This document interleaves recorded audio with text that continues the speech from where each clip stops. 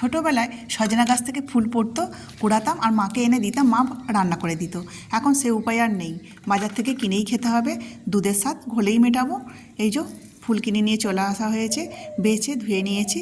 এবার দিয়ে দেবো কালো জিরে, চিনি, একটুখানি চিনি দিয়েছি, পরিমাণ মতো লবণ, লঙ্কা গুঁড়ো, হলুদ গুঁড়ো, বেসন, আর দিয়েছি অল্প করে চালের গুঁড়ি, সব কিন্তু পরিমাণ অনুযায়ী দিয়েছি।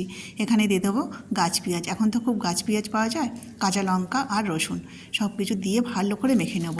যদি জলের দরকার লাগে তবেই দেবো, কিন্তু তাছাড়া দেবো না। এটা আমি শুকনো শুকনো করেই ভাজবো। এই দেখুন, এইভাবে আমি মেখে নিয়েছি, ঝুরঝুরে ভাজাটা হবে। তো কড়াইতে আমি সর্ষের তেল দিয়ে দিলাম। আমি সবটা কিন্তু সর্ষের তেলেই রান্নাটা করব। আর হাতে করে এইভাবে ছেড়ে ছেড়ে দিয়ে দেবো, বড়ার আকারে করব না, একদম ঝুরঝুরে ভাজা হবে, খেতেও কিন্তু খুব ভালো লাগবে, মচমচও হবে। এই এক পিঠটা ভাজা হয়ে গেছে, এবার আরেক পিঠটা ভেজে নেব। এইভাবে করে সব পকোড়াগুলোই ভেজে নেব।